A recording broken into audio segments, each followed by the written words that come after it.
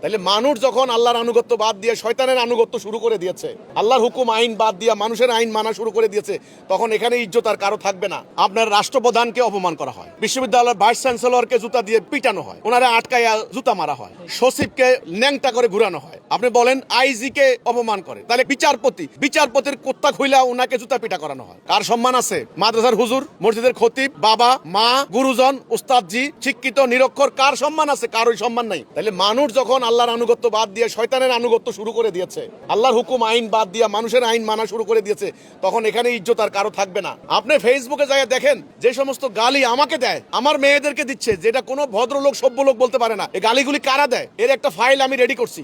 সবাই দাঁড়িয়ে আছে, টুপি আছে, পাগড়ি আছে, বিভিন্ন মাদ্রাসায় হাফেজ, আলেম, মুফতি, এরা সংখ্যা বেশি অথবা এদের অনুসারী। হাটে বাজারে ইজ্জত থাকে না কারো, কথা বললে গায়ের মধ্যে তেড়ে আসে, আর একটু বেশি কথা বললে তল পেটে চাকু ঢুকাই দিবে।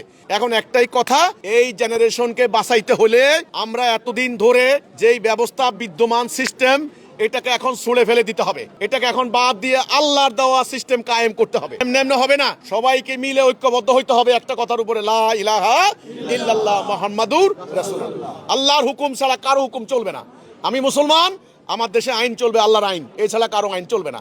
যদি এটা করতে পারেন, আল্লাহর বিধান, এই মাদ্রাসার ওটা না, আল্লাহর বিধান, সেটা তবে এই অভদ্ররা ভদ্র হবে, এই অসভ্যরা সভ্য হবে, এই বিশৃঙ্খলরা সুশৃঙ্খল হবে, এই ঘুষখোররা ভালো হবে।